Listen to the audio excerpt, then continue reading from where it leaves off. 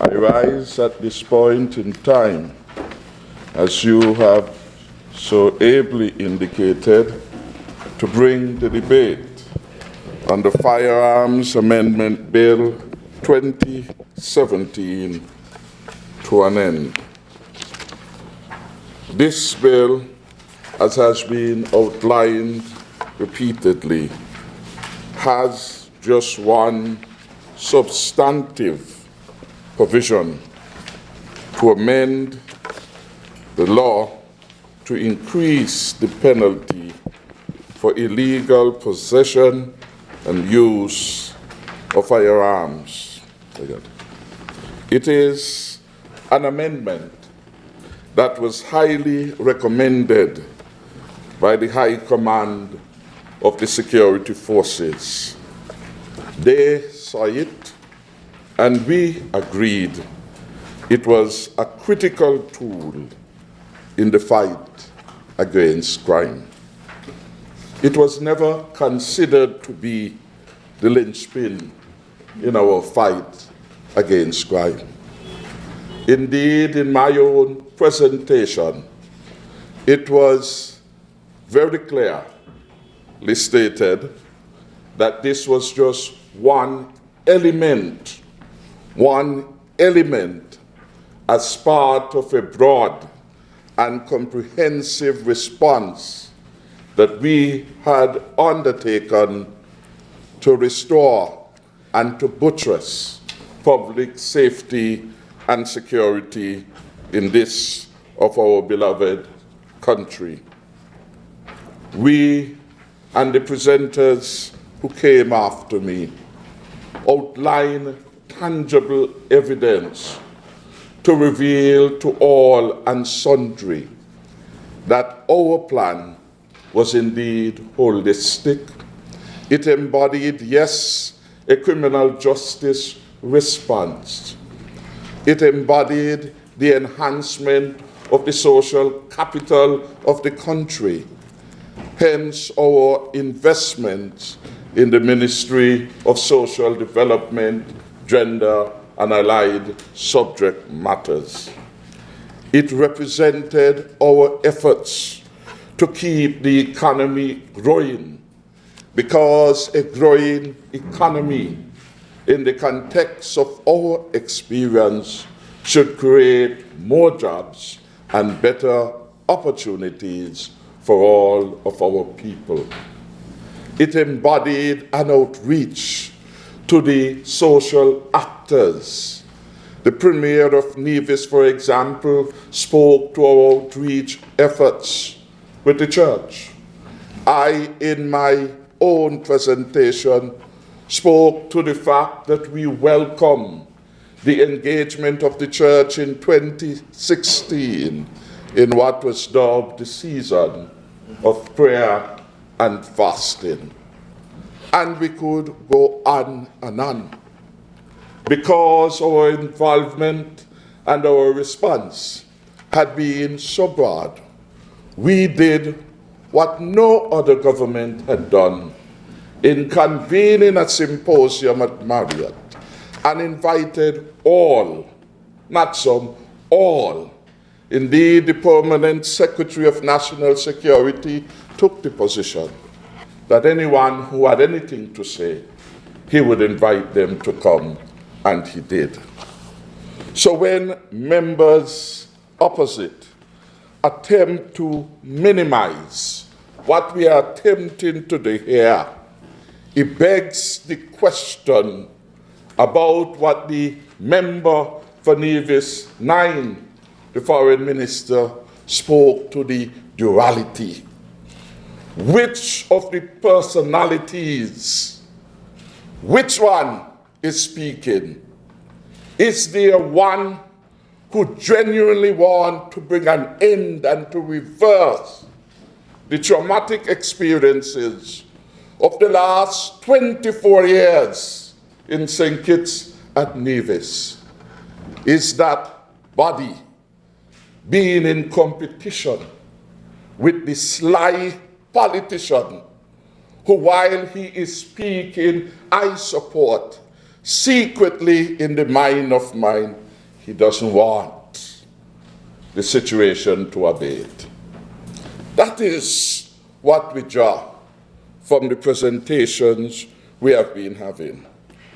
And so I want, nonetheless, to say a hearty thank you to the citizens and residents of this, my beloved country, who have been congratulating this government for taking a tough stand against crime and criminals, and in particular, those undeserving of our citizenship who parade and create mayhem through guns and firearms.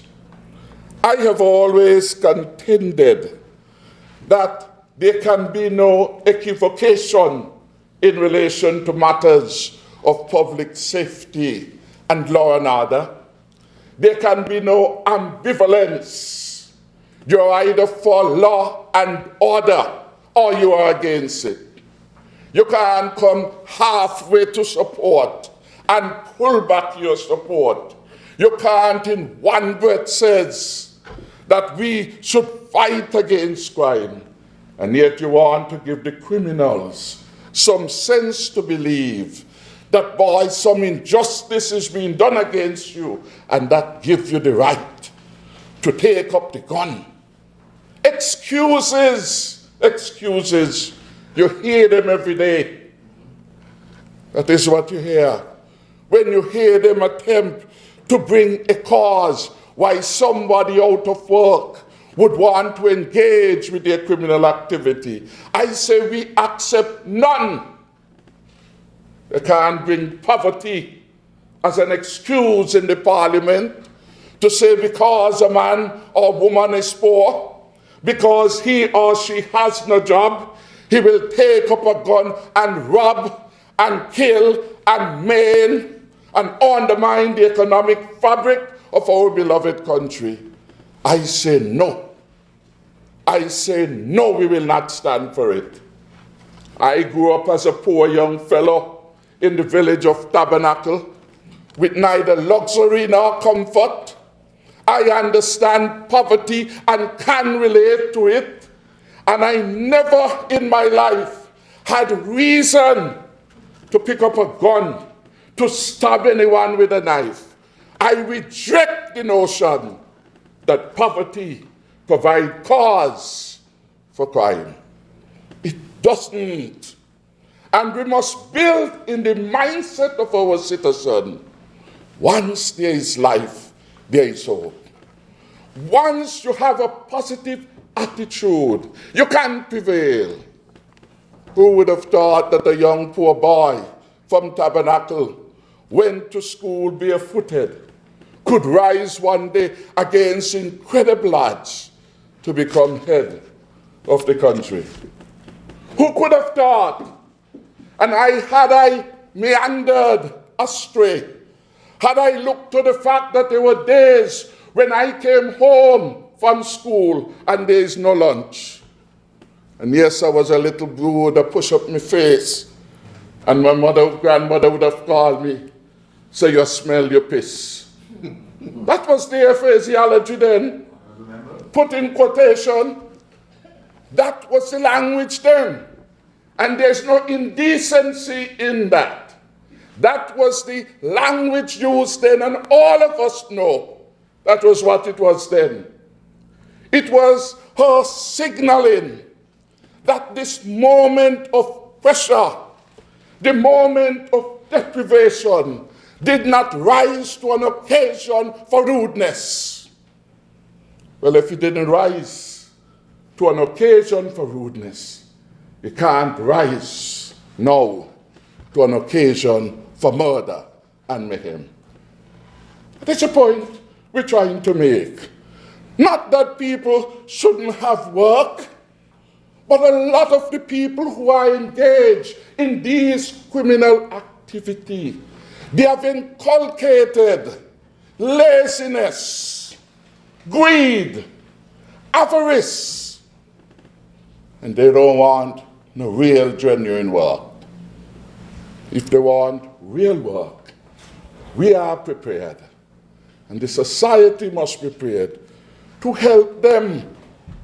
That is why we introduce mechanisms like the Fresh Start, and we will get to these things, to give those who have been left out in the periphery of financial access to get an opportunity without having to come up with collateral, but at least without jeopardizing the integrity of the financial institutions that must serve us. We have to be very clear. And that is why ever so often in town halls, in the parliament, I make it absolutely clear I will give no support to those who are involved in gangs. I will not encourage it, and I will find it very offensive if anybody who is part of a gang, who is part of the gang, claim special treatment or otherwise because they say they are unity. Well, there is no unity gang. We will not accept it. There is no PLP gang. We will not accept it. There is no PAM gang. We will not accept it. And certainly the Honorable Premier has declared time and time again, there is no CCM gang. And he will not support persons who want to use political affiliation as a basis to engage in crime. And we must say it very often so that it sinks in, so that people understand we expect them to keep on the straight and narrow way. We can't just wait until the victim is in our village to speak out, to figure that this is the right time to show revulsion. The truth is, the statistics that we have provided, which shows from 1996, you have had over 300 plus murders, 76% of them using firearms. That in itself provides the empirical evidence that we have to do all in our power to stamp out that illegal act. Therefore, when you come in the parliament, learned into these kinds of information and statistics, you can't come halfway house, as some persons want to do, in relation to the serious matter. You can't be wavering about whether there will be deterrent effect or not. The truth is, even if it is a modest reduction, it is a reprieve. It is 1 or 2 or 5 less persons who would have lost their lives. And every life lost is one too many.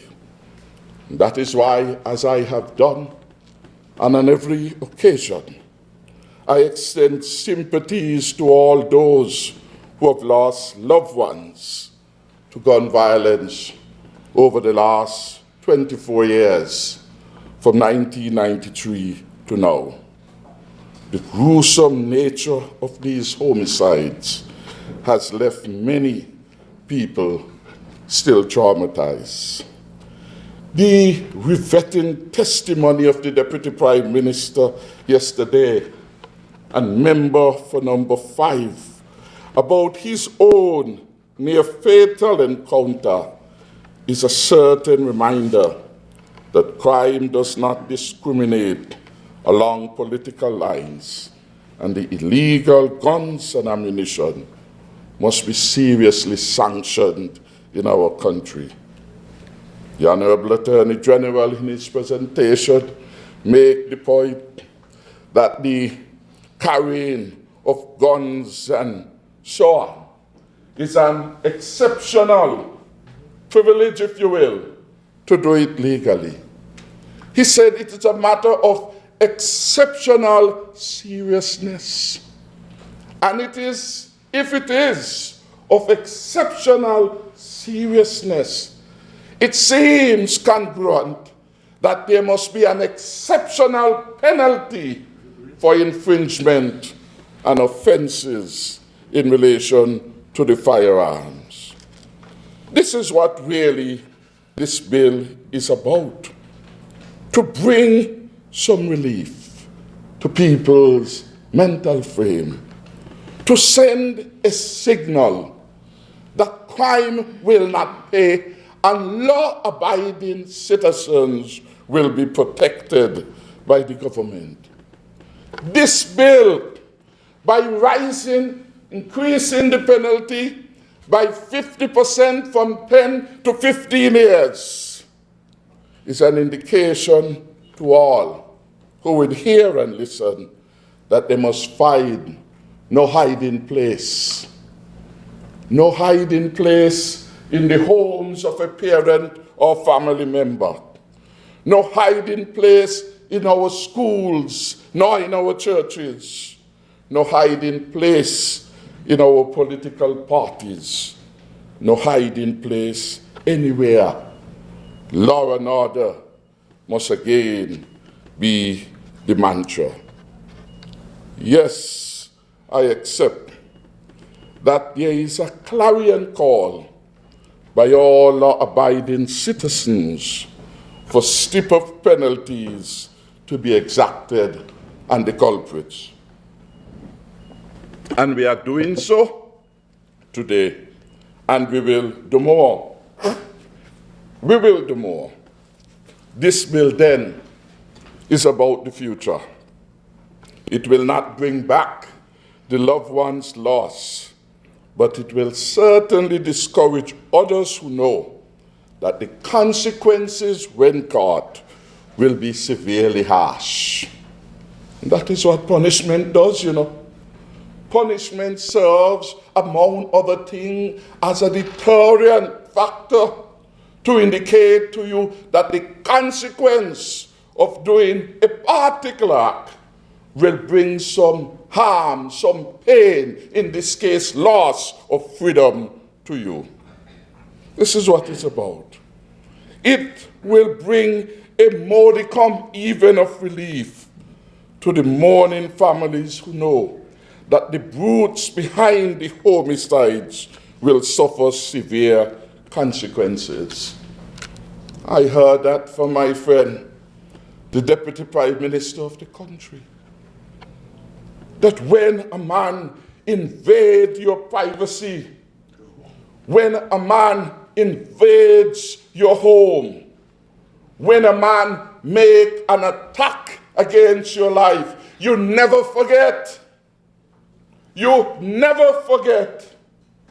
And at least you must have some comfort to know that you and your family will be protected when that culprit is caught.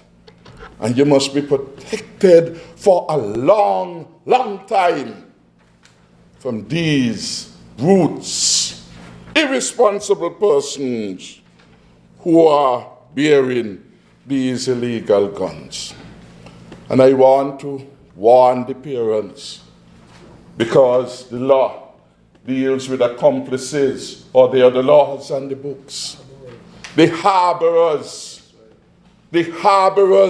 we sometimes say, are worse than the thief. The harborers of the gun in their house, in their fence, in their gardens, they are just as bad as the criminals that pull the trigger.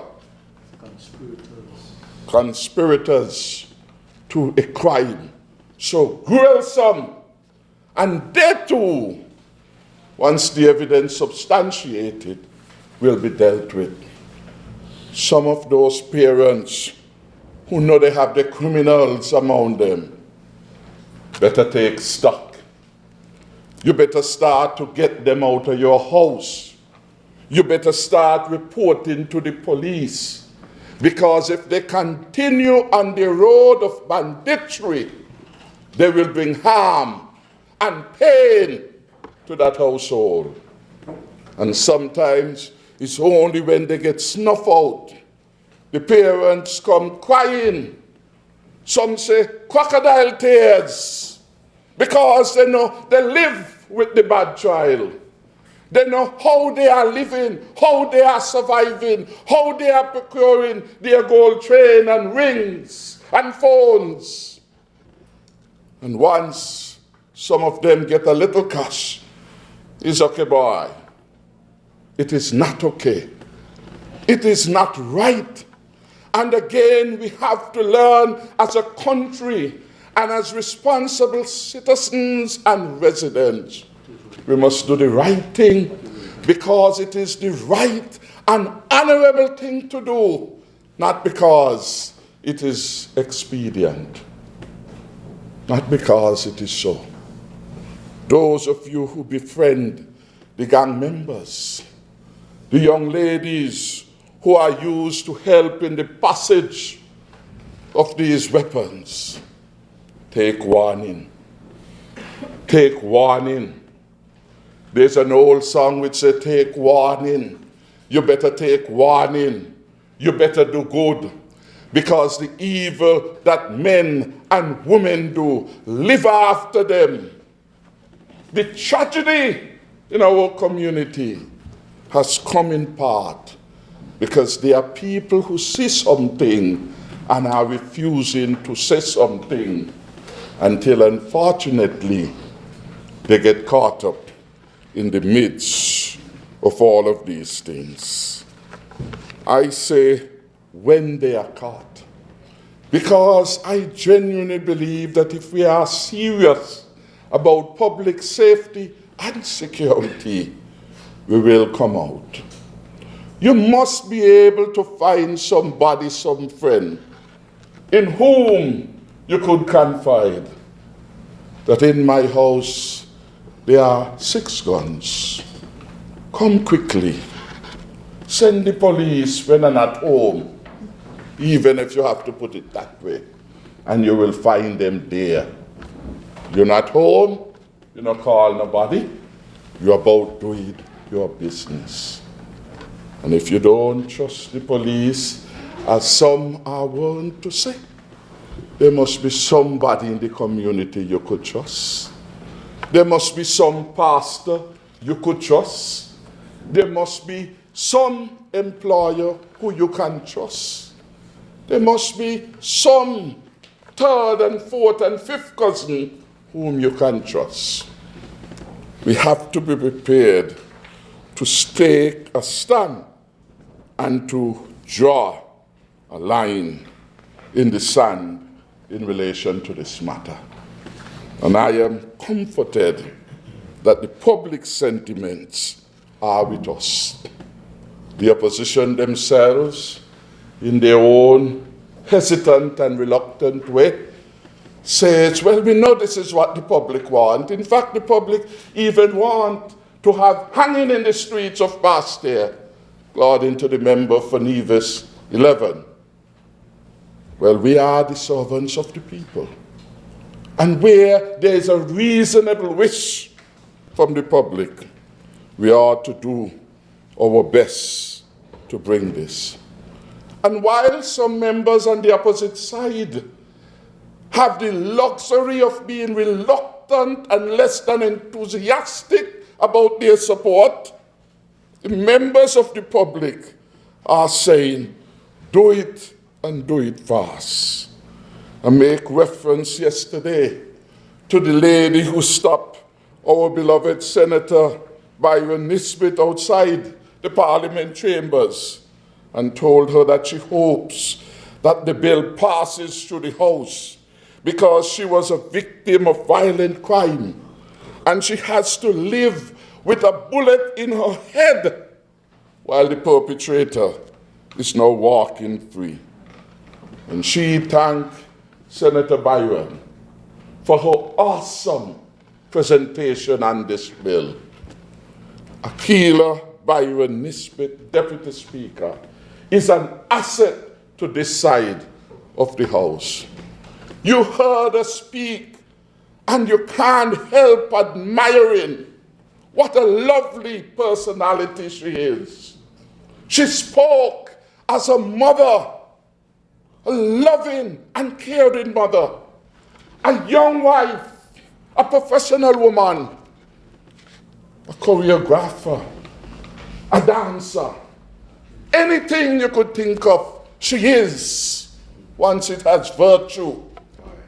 And you heard her speak that way, with the compassion to all who would listen. It is time for us to have a fresh start so that our young children, like her young three, could grow up in a land of beauty. Our country stand free of this kind of vagabondry. That is what we want.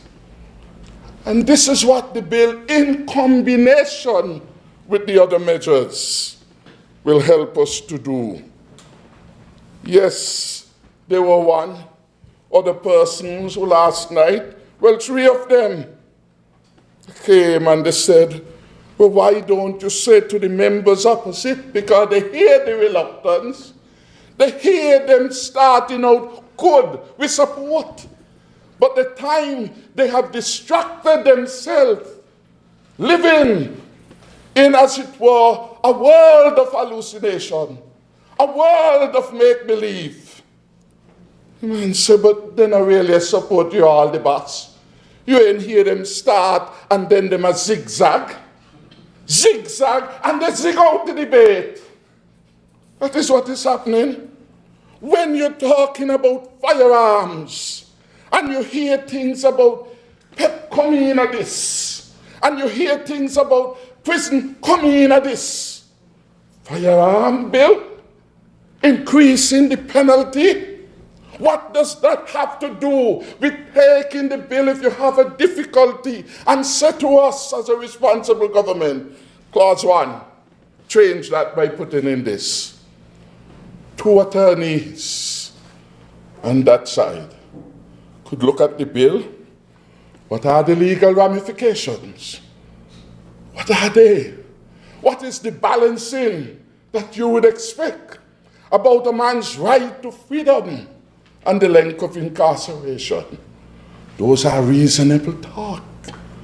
Not coming here to talk a lot of irrelevance in terms of the material, and I have to get to some of them as we move along. So the gentle persons who came, so why you all don't tell them? It is primarily those in their 20s, who are causing the problem. The same ones whose parents, a member incited not to send their children to school, but to come to Trustones. And I tell them, well, I can't say that, but you could text the member that kind of message. These comments, Mr. Speaker, represents the voice of a people engaged in what is happening in the real world of St. Kitts and Nevis. They're not hallucinating about the reality of the danger that is amidst in our country at this time, and beckons us to be strong and to be bold about what we are going to do. Our most senior member of the Federal Parliament and the distinguished Premier of Nevis made the point in concluding what for me was an excellent presentation yesterday to the debate, that the opposition, they missed the point to be helpful. They miss. And you were so right, Honorable Member for Nevis 10. They missed the point to be helpful. You must come fulsome and some matters. The politics will work its way in, because you could get good political points by being a responsible opposition. You get poor political points when you're opposing for opposition's sake.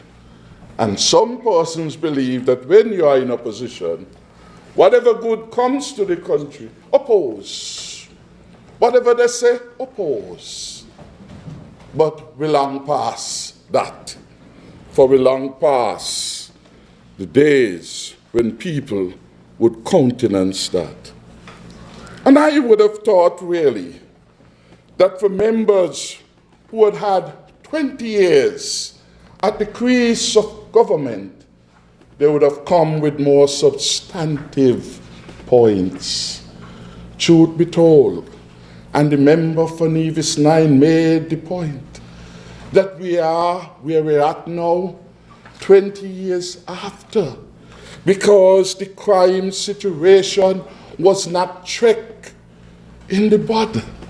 It was not trick in the start, when minds perhaps could have been bended if the attitude was one homicide was too much.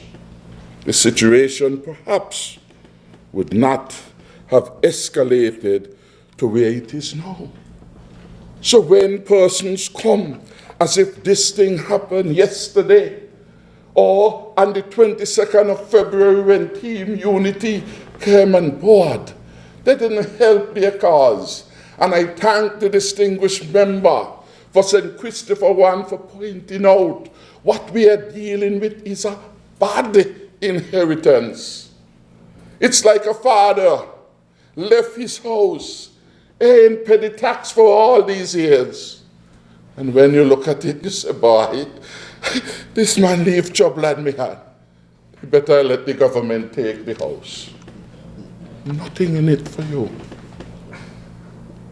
If they had left us at a good spot, some of the remarks could have been better contextualized. The reality is, and we pose the question, what did they inherit? In 93, about 3 homicides. 3, 93, 94.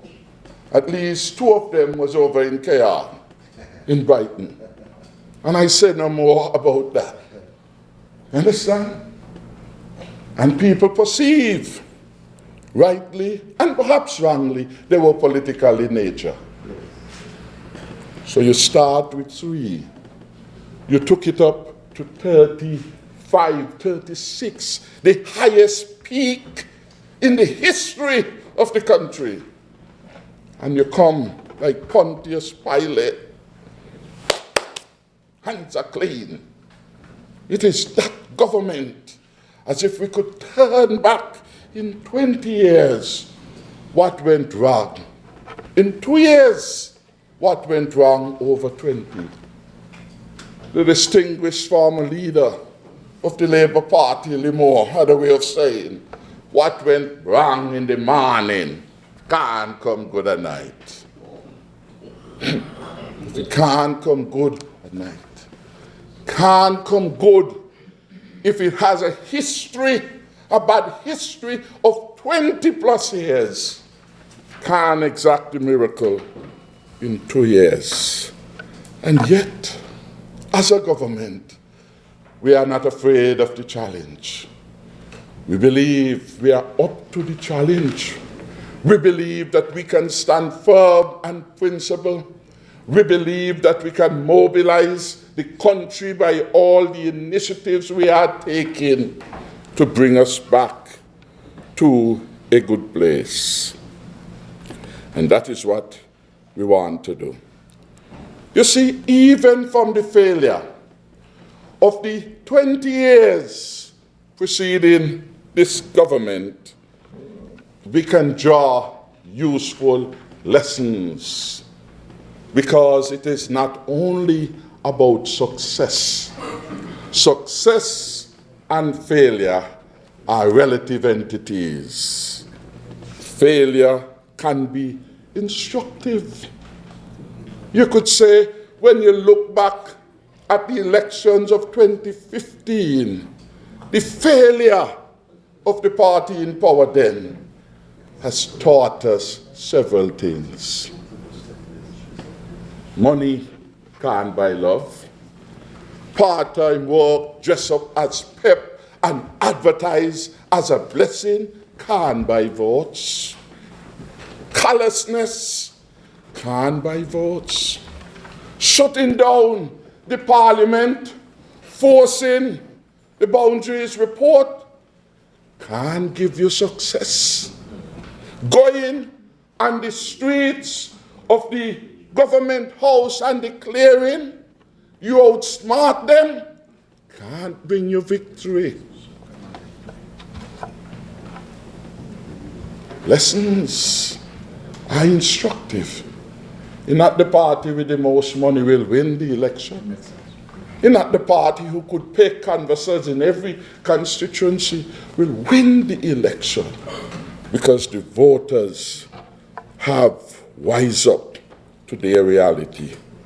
And that is why we were expecting some more substantive presentations about how we can restore peace, tranquility as a quintessential part of our socio-political framework, as it were before 1993. Mr. Speaker, one of the facts which is instructive, looking at the crime statistics from 96 onwards, which I have, is that this problem began to get out of hand, starting with the closure of the sugar industry. The sugar industry was closed. Perhaps in the mind of some, it would never happen, because they were told it will happen over the dead body of some individual. That's what they were told. And so perhaps it was a matter of shock to many that it will, in fact, soon after the elections would have closed. And then we saw from 2005, 8 homicides, 2006, 17. Shoot up. Shoot up. What was the major activity? What was the major happening in 2006 that led to a doubling of the homicides in the country? Ladies and gentlemen, The doubling of the homicides in the country. We are looking for cause and effect. We are looking, Mr. Speaker. This is where we are at. 207, 16 homicides.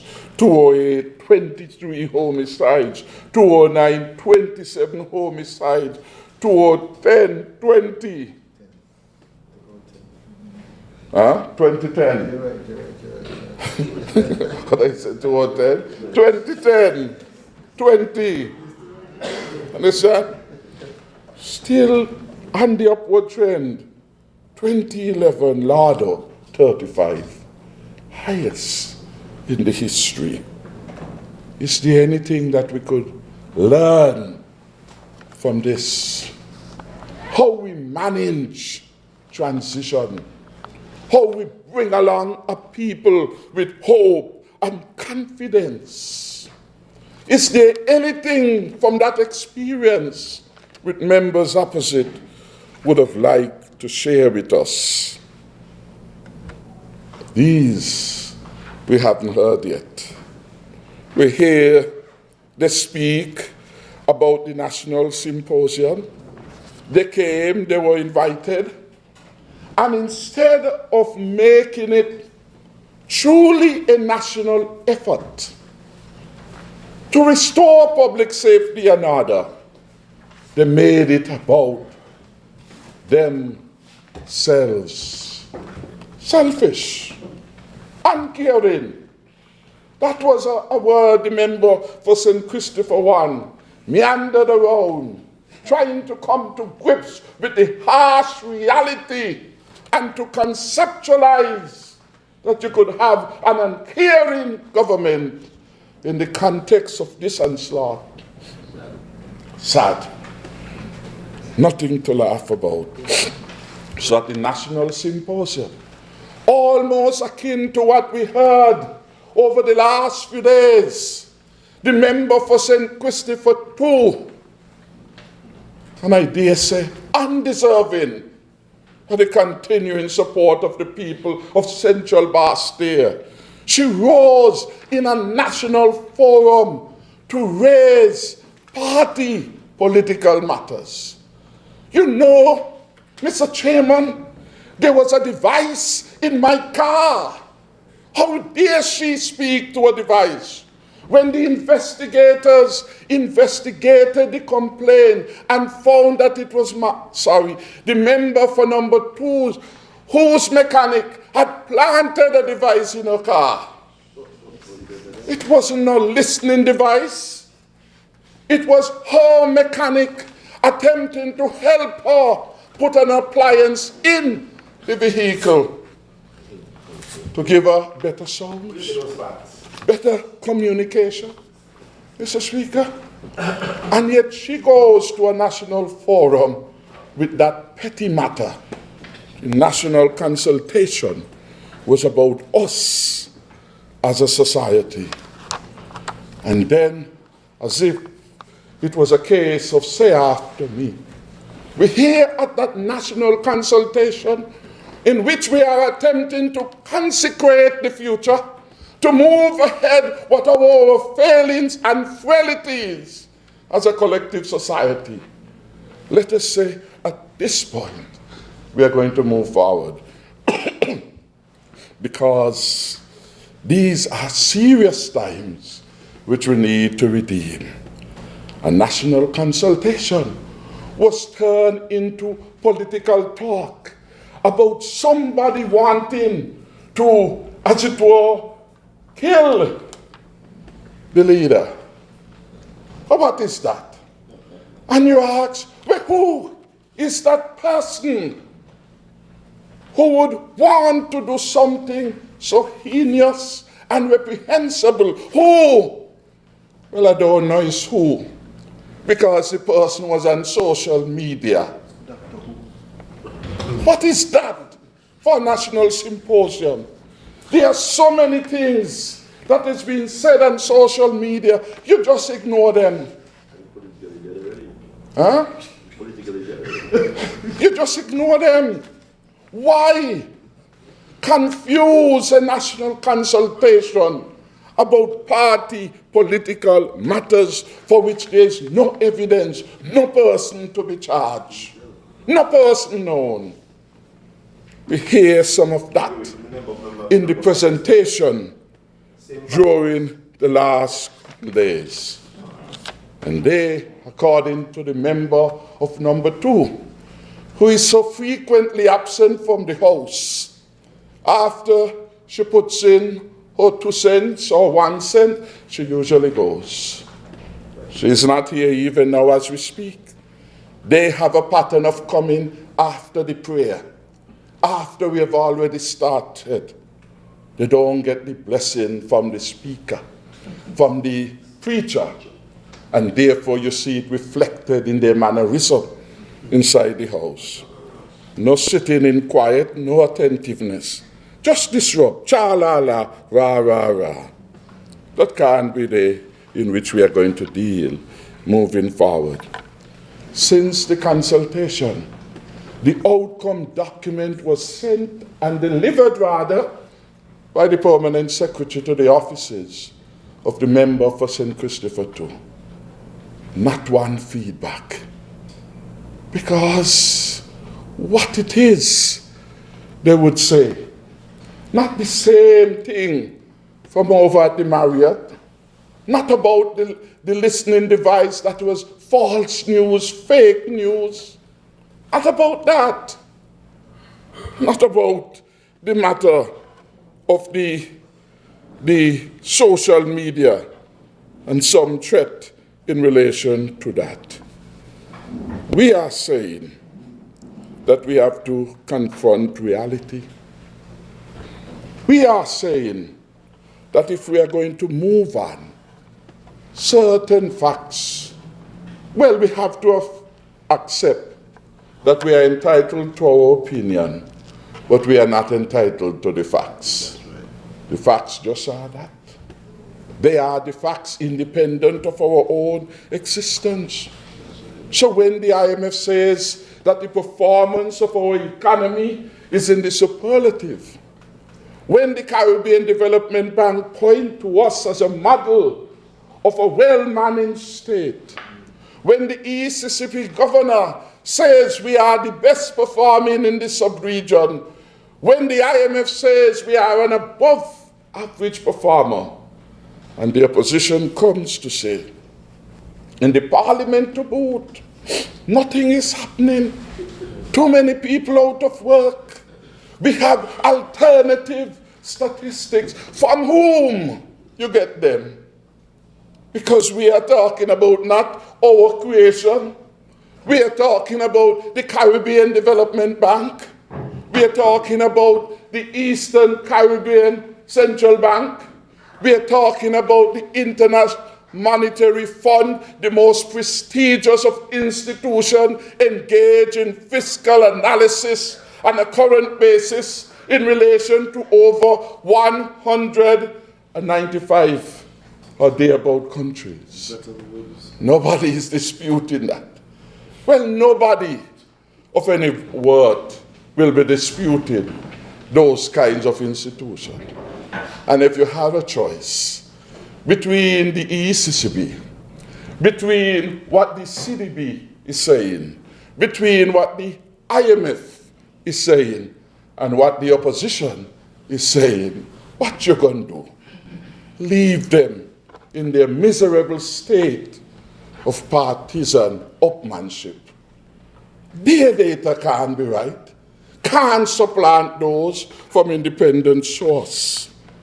And when they say that the information from Social Security doesn't tally, I wonder aloud, do they understand what they read? Do they understand what they read? They must get the economists to look at the documents, even though you're bright when certain things not your speciality. You ask for some advice and get corroboration. Remember, for number one, is an expert in many things, including ear and support matters. And when matters of great weight come to the cabinet, we say go get some additional professional advice. Because sometimes too, we are too close to appreciate what it is the data really means. Because when we speak about the macroeconomic performance, every year the IMF comes, take down every book, go to tourism, go to social security, go to social development, and they tell you what is the state of play. Because you have to open the books, or else you get a qualified report. And they say they are convinced that we are on the right path. And you hear persons saying other things.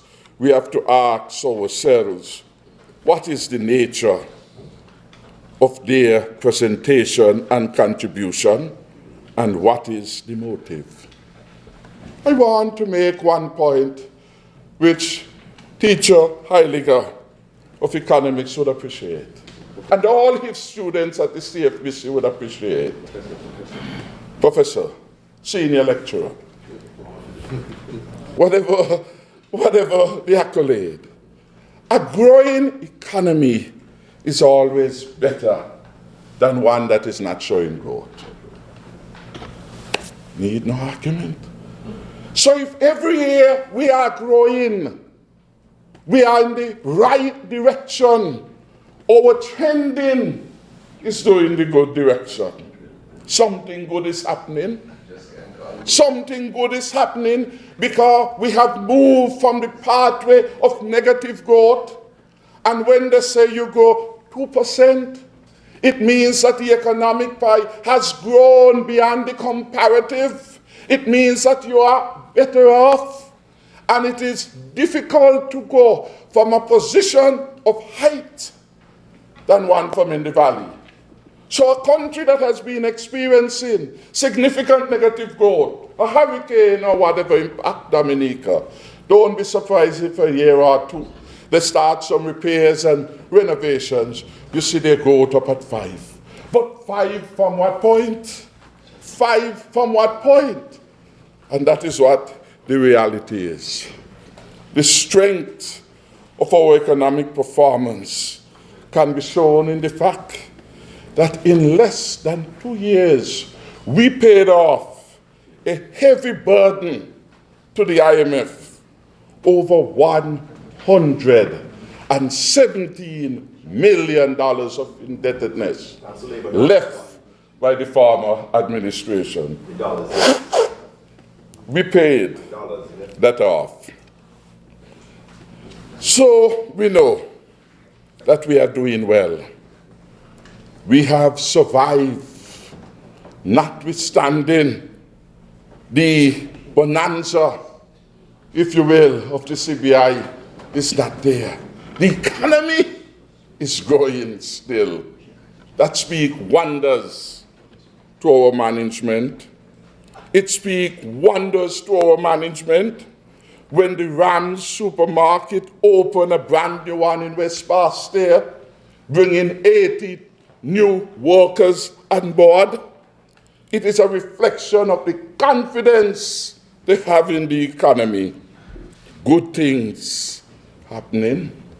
It pleased my heart when I hear Rams said in its 143 years of existence. Well, that's not Rams, that's Oxford's. 143 years of existence. Its best performance ever was under the Team Unity administration. Something good is happening. Something good is happening for its 407 employees. And in Ram's history, its best operating year was in 2016 under this administration. That is where it is. Scotiabank, best financial year in 2016, reported in the Financial Times. You go down Port Zante, Rams doing expansion work down there. Confidence. We could reasonably say, before the year is out, we will have the first hotel started on Port Zante. Something good is about to happen.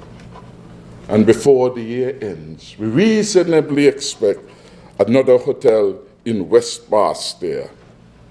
We expect by next year that a new university will be opening up here. This year. You see, we're coming even more quickly than I thought. But I was giving myself a little bit more time, just in case. So that is very good news.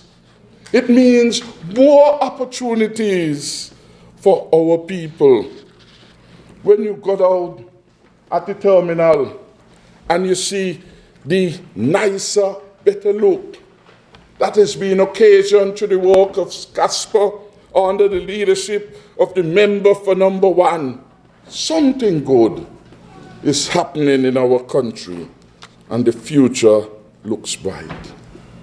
And I take heart too by the fact that from all signs, the country has lost the appetite for the antics and protest marches of the opposition. People have wised up. Something good is happening. So they have the smallest march in history. They wanted another protest march on a Friday. It was even more embarrassing for them. I challenge them next Friday to mount another march against the passage of this firearms bill. This is what is happening. Lacking in credibility, coming halfway in relation to it, Mr. Speaker. Mr. Speaker, they came. And in the debate about the firearms bill, They inserted an untruth to make the government look bad. They said that they had this famous program called Magic, and Magic, as it were, was destroyed by Team Unity, just as Team Unity, the falsely accused, destroy Reach. This is what we're having, firearms debate, a serious matter. And so I called the Commissioner of Police, and I called the Permanent Secretary, who at that time was the head of personnel, and they reported to me that this Magic program, which was started, yes, under Sidri Walwyn, came to an end almost 1 full year before Team Unity came into being. The Permanent Secretary advised that Magic folded because the police officers and others refused to continue the program after the graduation which they had in Warner Park. They were disillusioned because their involvement in the Magic was not given consideration when promotions were being awarded. The Magic program was in disarray and not being implemented nearly a year before the 2015 elections, according to the Permanent Secretary. So why did they bring this untruth into Parliament? Unsubstantiated matter, a sideline, when you are dealing with a serious matter of people's lives. They want magic. And the magic stopped long before we came. Then again, they brought the untruth, which we dismissed yesterday, when the member for number 6 said that the Criminal Justice Board, according to his information, never met. The Attorney General who chairs that board rose up to say, listen, I am the chairperson of that board. We have been meeting regularly, and there are outputs from that board. Then, when we are dealing with serious matters, the distraction comes in. What about the removal of the DPP from the board? He was never part of the board. Fake news, rather than be focused. And then in the debate, as a matter of distraction again, we were told, well, what about Sidri Walwyn? Why not hail him as a super cop? And we say he was not. He was a politician. Yes. He had no support in the high command. Yes. His call to fame was that he was the most expensive police commissioner in the history of our police force. A man who was called back from Texas, where he was a lowly sheriff, a lowly deputy sheriff, catapulted to, catapulted, as it were, to head our police force. The other day I was in Texas, and one member of the Secret Service engaged my security and asked about Sidri. At another occasion, you will hear what the Secret Service said about the Sidri Walwyn. They brought him in, and they popped him up with everything. They paid him more than a minister's salary. They gave him a housing allowance. In fact, it is important for people to appreciate that the allowance paid to Sidri Walwyn in relation to his house was more than the salary of the commissioner before him. Both of them citizens of our country, and yet you recruit him as a citizen with his home in Bastia, and you paid him as a housing allowance a sum that was greater than the salary of the commissioner prior to him. In addition to a salary above that of a minister of government. With respect, it is not right I am wrapping up. for the mover of the bill to say that C.G. Walden was paid a salary higher than a minister. That is not right. That is true. Yes. On a point of order. At this point, Because that is false information that can put this house in disorder. That is why I rise on the point of order. It is not true. that information, And he knows it is not true. that information, His salary was not greater What than was the it? salary of a minister. what was it? What was it then? Thank you, honorable member. Right. So he should not repeat it. I will repeat it because it is true. Mr. Speaker, Honorable his member- salary was Please not let me complete higher my- than Okay, I've that heard of you. a minister. heard you. I am certain about Honorable that. member, I've heard you. Thank you. Mr. Speaker, I will provide you the documentation. Continue. What I am saying is true. Because I I was do it. about to continue. Well, I am the Minister of Finance, and I have the I was about to say documentation. just that. The Understand. honorable prime minister, member for number 7, Let him bring his is wrapping up. documents. He is the prime minister. He's the minister of finance. He is making his wrap up. He is speaking of very specific details. I nor you are in a position to challenge that at this time.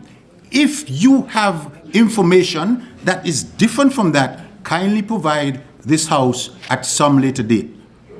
Continue, honorable member. But more than that, Mr. Speaker, was that the house in which C.J. Walwyn lived at Bird Rock was owned by a senator on the government side at the time. And the cost to the country was $351,000. And you ask, why pay C.J. Walwyn $351,000 to be able to pay the mortgage of a minister of government? No open tender. That is why they keep harping about C.J. Walwyn. $351,000. And the minister obtained a duty-free house. So twice he dipped into the treasury. That is what is happening. And we spent several thousands of dollars to put gadgets on the property. That is what it was. C.J. Walwyn was the cash cow for the property in Bird Rock. 7, honorable prime minister. Let me say something at this point, please. Which I've said many times in the past, but I'll say it again. Mr. Speaker, that is why this fascination was with the cup. And yesterday we heard from the member for Nevis 9 that under the leadership of Commissioner Walwyn, the homicides were the highest. That's what the member from Nevis 9 reported to the Parliament.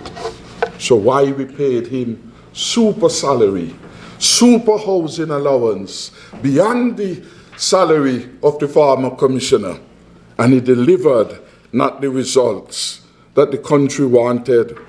Why we would have spent, according to the records of the treasury which I have, which I will make available to you, and I shall publish them in the public interest, $351,000 for someone who got a duty-free house from the government. You got two. So he must benefit twice. You understand? I ain't in that category. And then, Mr. Speaker, the fascination with Sidri the politician was that Sidri determined, and the public records will show, that he wasn't going to share any statistics with the media. At one point, unilaterally determined that he was not going to share any statistics. He alone will tell you what the crime stats were. He alone. He prevented even senior police officers from having access to the crime statistics. Did he manipulate them? He manipulated them. The existing commissioner of police have said to me, he told you that too. Yes, he told me so yesterday. Maybe he tell everybody now. He told me that the former commissioner prevented access even by senior officials to the statistics. And when he went to the media, he will tell you, I'm just giving a percentage. So you don't know how we work the percentage. It's up or down. Up or down. Maybe that's why they were getting those fake percentages yesterday, base and Sidri stats. The commissioner of police told me this morning that in his considered opinion, 600 crime reports were suppressed by the former commissioner of police. So when they come here to talk about stats that they have from Sidri Walwyn, we question the validity. We have put in place now a transparent system of recording and reporting with frequency, all, not some reports.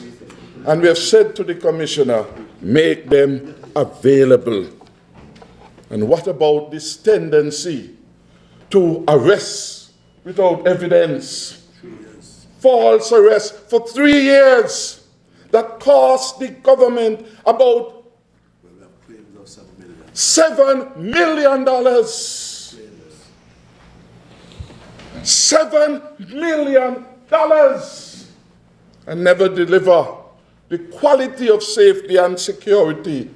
Suppress 600 crime reports over that period of time. Paid all kind of allowance, extraordinary telephone allowance, risk pay. In January alone, CJ got them to pay over $6,000 US for dental care. You understand that? How much? 6,000. For dental care? A lot of teeth. You see? That is what happened. Because he was doing the beck and call. He could have traveled without let. So, Speaker, and come back and he hide in the statistics. And he add and made alterations to the house of the member, including placing security gadgets up there at a cost to the Treasury. You understand? A cash cow was being created. And nobody must talk about this. You raise him in the debate. It's not right for him to be speaking in this way about the former commissioner of police. He's not even here to defend himself. Of course it is a point of order. It's not. It is a point of I order. have determined it's not a point of order. It's not right to be calling the man's name like that Kindly here. resume your seat. I mean, this is just not right. I am wrapping up. He knows that. He knows that. And you raise him, you insert him into the debate, not me. Who is you? Those over there. Those over there. And that is why the Speaker keep insisting, stay in the ambit of the bill. Because when you raise these matters that reflect improperly on the government, the mover of the bill, according to the rules, have the right of reply, and he or she must pay attention to matters that were negative of the government and respond to them. We know that the rules say it clearly. under the right of reply. You introduce him. A minister may conclude a debate on any motion which is critical of the government. I was saying that you have always guided us well, and I want to respect you for that, because even sometime I am here and you said that point, not so, don't go that way, sir. And I defer to you, because we have to give respect to the office of the speaker. Many times I'm here and I hear you contain and restrict and reprimand my good friend and member for number one. And I say to the member for number one, abide by the speaker. Don't even worry, just move on, because the speaker is doing the best that he can to preserve the decorum of the house. And that is why they have to be careful, you know. Because sometimes when you listen to debate, it reminds you of the saying, morning, ma'am, cabbage, ma'am. Morning, Peter. Understand? Morning, Peter, cabbage, ma'am. My grandmother used to say, morning, Marcella, cabbage, ma'am. Understand? That's how my grandmother said it to us way back then. Which Marcella she meant? I don't know, she just used to use that. I never work it out. And I'm saying, you're on one topic, they bring in all these extraneous matters, and then they don't want you to reply. You can't have it both ways.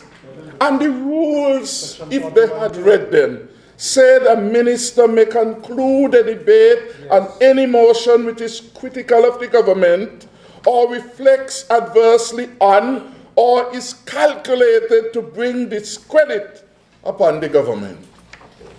I would be derelict in my duty to allow those accusations against the government to go unchallenged when I am protected by the standing orders, and urge that in wrapping up the debate that I should deal with these criticism.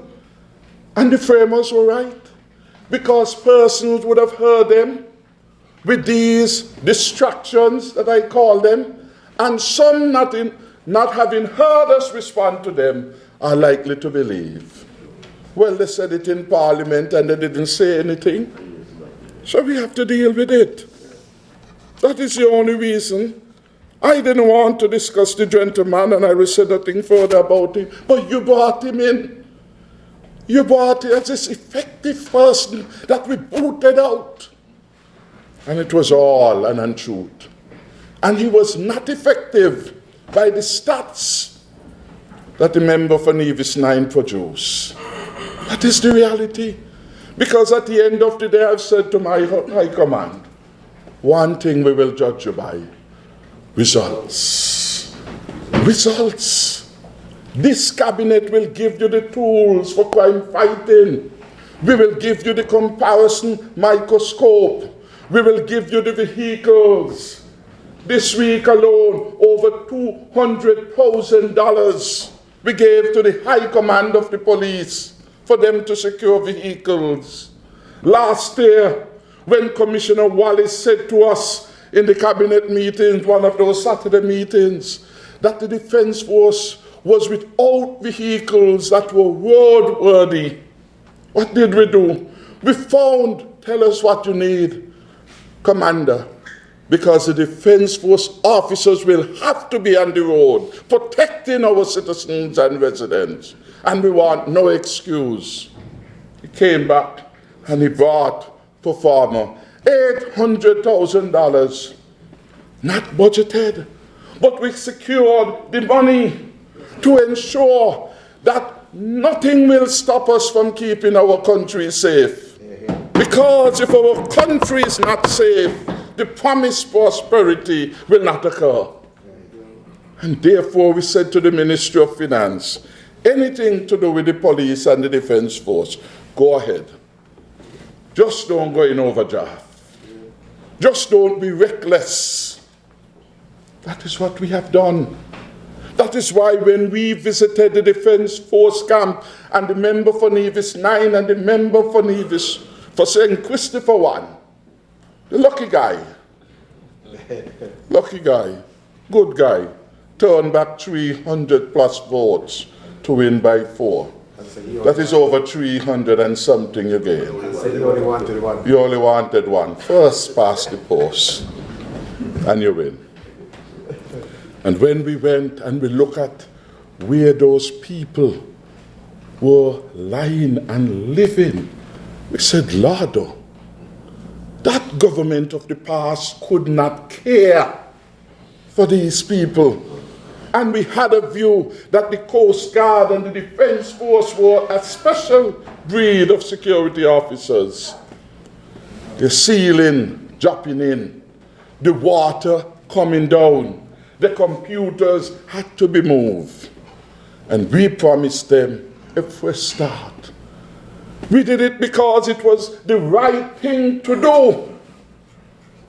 No security officer ought to have been living in the conditions in which they were living at the Coast Guard. And we brought a new day to them. You go up there now, a new headquarters being built by some of their own skills, built with support of some of the inmates from Her Majesty Prison as part of the program of rehabilitation. And we pay those prisoners. So if they have children and the children need something, they have something in which to deal. Building a new day. And they came to talk about what is not happening in the country. Not giving fulsome support, knowing that their legacy was a miserable one. Maybe they tried. Maybe it was that the pressures of the last 26 months weighed too heavy on the old leader. Maybe it was that faced with the reality of the motion of no confidence and the fact that the gimmicks and tricks, legal and otherwise, could only run so long. For 26 months before, he was in an election mode. And all that was happening was quick fixes. Introduce PEP. And by the time he's ready to call the election, and a program which Jenkins, as the chairperson of the PEP committee, said would last for 6 months repeatedly in the minutes, run over for 2.5 years, and cost the country under him nearly $200 million. And you wonder aloud, couldn't better be done with our money? $200 million almost expended on PEP for cheap political attention. And according to the report read by the Minister of Education, 30 persons, when the experts came in, were the beneficiaries of any training. 130, sorry. 114 women, 16 males. 130. And you spent almost $200 million. You know how much education and certification you could have get for that in the real world? And a former minister of education said, well, what am I talk about? They need no certificate. The businessman them in town ain't got no certificate. But he wants to have a BSc. And he wants to have a master's. And they mustn't even have a certificate of attendance. And then they said to the people of the country, PEP is a blessing. And they produced a booklet. The member for number 5 had that booklet. And what did the booklet show? The member for number 2 sitting in a chair. And the description was that she was sitting mockingly. In other words, the member for number 2 was laughing. She gone in the chair to say she getting a haircut. She had already shaven all of the white from her head. Nothing was there. So the descriptor was that she was sitting mockingly in a chair, pretending to have a haircut when all the grey had already come off elsewhere.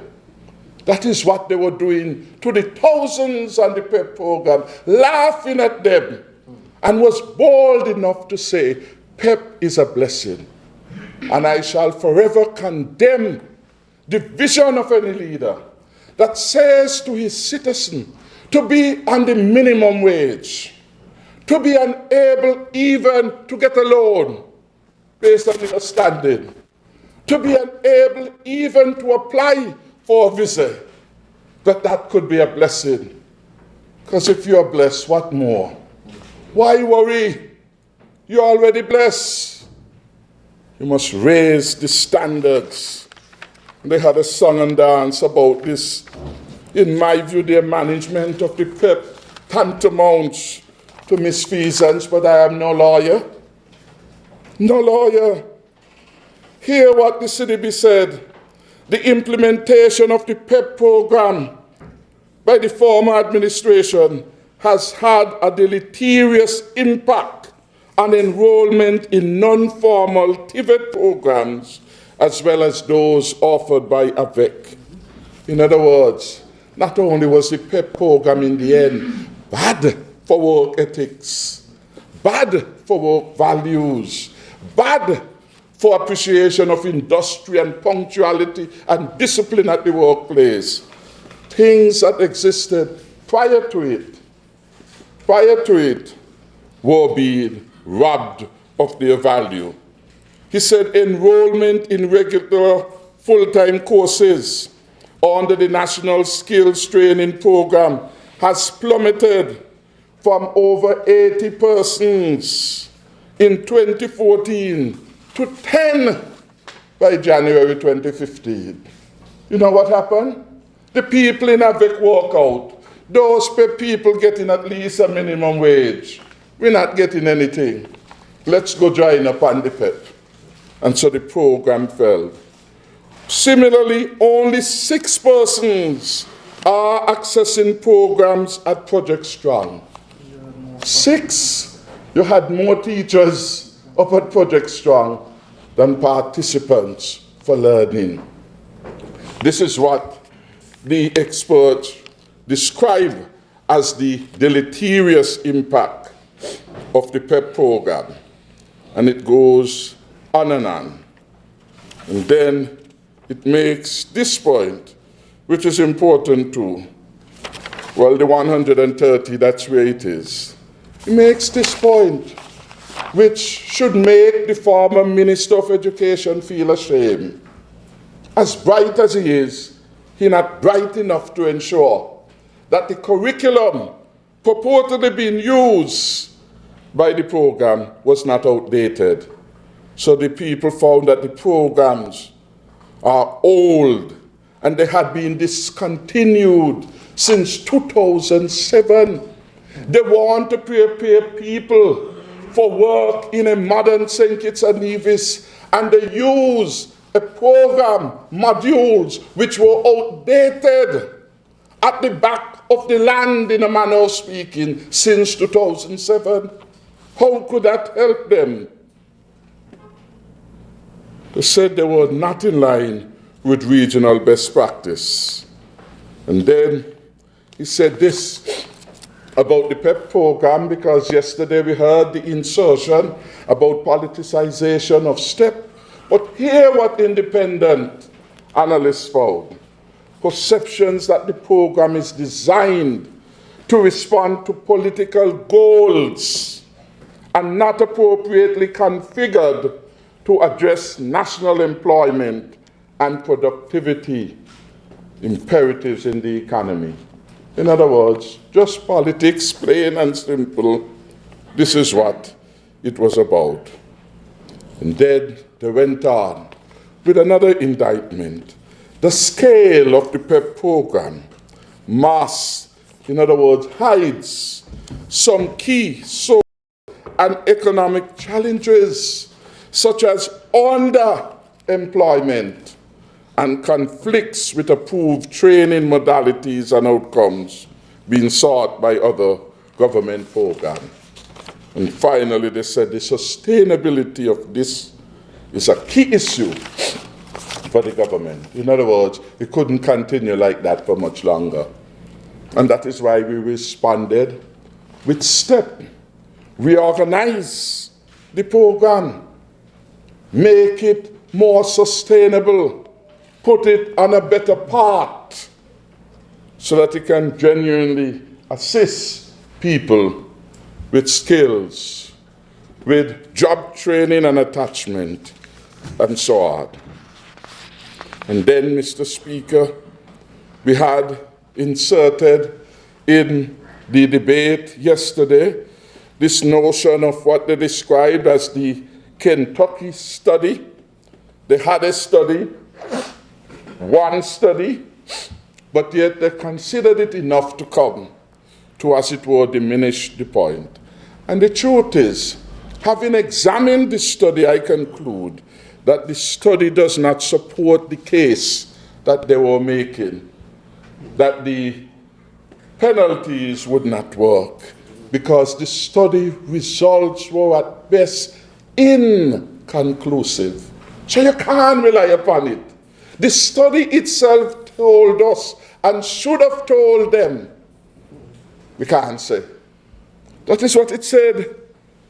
And yet, they brought a study not from Antigua, not even from Jamaica, not from Guyana, not from Tortola, not from St. Croix, not from any Caribbean island. They brought a study from somewhere in America. As much as we love America, St. Kitts and Nevis is not like America. So obviously when you look at studies, you also look at applicability. How will it work here? Can it be transferred wholesomely to our setting? Apples and oranges. Somebody was speaking fruits, apples and oranges. Good analogy. Not the same thing. From the simplest part, the way we raise our children different to if we were in America. We are a nation under God. Here in St. Kitts and Nevis, most people say, Merry Christmas. In America, you don't say that easy. You say, Happy Holidays. You understand? They do not want in America too much reference to God and Jesus. Here you could say it even in our parliament. The environment then, which will nurture attitudes to sentencing, can be replicated from St. Kitts and Nevis to America, or vice versa. The racial profiles, the value system, all of this impact upon crime and sentencing everywhere. Therefore, we couldn't draw the conclusions. The jurisprudence even different in America to St. Kitts and Nevis. You usually look to Commonwealth traditions and precedents. Not so? Not American. These are criticals. So it's apples and oranges. Yes, the normative principles of jurisprudence and public policy that guided deliberations and sentencing as a response to crime will be different. Sometimes I hear my learned colleagues, well, I shouldn't say my learned colleagues because I'm not that learned in law, but they speak about common law and the Constitution. And even right there, you know that America different. In America, they speak proudly about the right to bear arms. Our Constitution offers no such right. That is why the Attorney General this morning was going through what you needed to do. Import license, export license, all of that to be able to have guns. So in a jurisdiction where you have that built-in constitutional right to carry arms, we could well expect that people's attitude to gun and to issues of penalty would be very different. Yes, but it went on to say, which they omitted. They omitted. Most studies conclude that rising incarceration rates reduce crime, but the evidence does not clearly show by how much. They were attempting to tell us something else over there, you know. It don't work. This study is saying here that most of the studies show that it will reduce crime, but they really can't say by how much.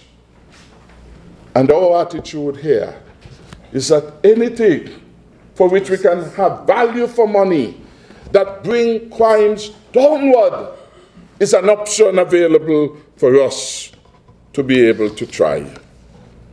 Yes, the conclusion from the study is that the increase in incarceration may have caused a decrease in crime, but the magnitude of it is uncertain, as most of the studies show. The long and short is that the presentation of the opposition, in sum, really was an effort at giving half-meal, less an enthusiastic support to a matter which the public is demanding. And all the talks, the distraction into CG Baldwin, the questioning of the functioning of a board that is publicly known, because when you meet, you publish that information, and the insertion of CG Baldwin by them. The remarks regarding PEP serve no purpose in advancing the debate, which the bill simply was attempting to do. We are saying to the country that we are concerned. We understand that the entire country is concerned, and we give you the solemn commitment that we will leave no stone unturned in our effort to restore public peace and safety in this country that we love. We urge again that the members opposite would take a firm stand. It cannot and we will not accept a piecemeal approach. We cannot accept what the gentleman last night described as the zigzagging of support. Yes, but it must be an unconditional support for law and order. Unconditional, no buts, no conditionalities. No, we're not going to play that game. That game for the last 20 plus years brought only grief and suffering. We are moving forward. We are moving forward. The past is exactly that. The country has turned a page. And in 2015, the country had a chance to evaluate the leadership that it wants. And the country answered in the affirmative to Team Unity's leadership. Those who continue to be bitter about the public choice can continue with their vendetta. We have a job to do. We will do the job with the willing hands, the coalition of the willing partners and stakeholders, the church, the chamber, the police, the defense force, Her Majesty's prison, and all and sundry in our community who want a safer and better St. Kitts and Nevis. Those we will work with. Whomsoever will is being urged to come, to work together sincerely to rectify a problem that bedeviled us. We will not say that this problem, when it is brought up, will run off our backs like water on a duck back. wouldn't say those things. We will not say that we are not responsible for crime. We accept the responsibility of the government to bring the resources together to assist the front line, the law enforcement officers, in getting the job done. And we demand that they get the job done. We will give them the fullest support that we possibly can. I want to end on a note of thank you to all the industrious and hard-working officers who have been working diligently beyond the call of duty to bring whatever successes we have had so far in taking the guns, illegal guns, off the street, in ensuring better detection rates by going beyond the call of duty. Yesterday I was advised that the police discovered the remains of the individual who had been missing for some period of time. It shows, as the commissioner said, that they have never stopped doing what they ought to do. But sometimes persons want the police to say every detail. It is not a good practice that the police comment too regularly in public in ongoing investigation. We extend our condolences to the bereaved family, and we are reminded again that too many of our young people are losing their lives selfishly and brutally. And that is why, in these exceptional cases, the government must be prepared to bring exceptional resources in the fight for public safety and security. This bill, with the exceptional punishment, is intended to do that. I therefore wish the bill safe passage. May it please you, Mr. Speaker. Stay up to date with news, programs, and activities of the government with SKNIS. Like us on Facebook. Listen to us on SoundCloud.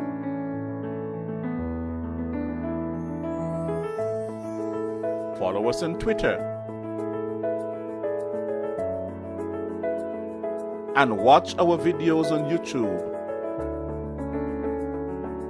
Connect with us today. SKNIS, St. Kitts and Nevis Information Service.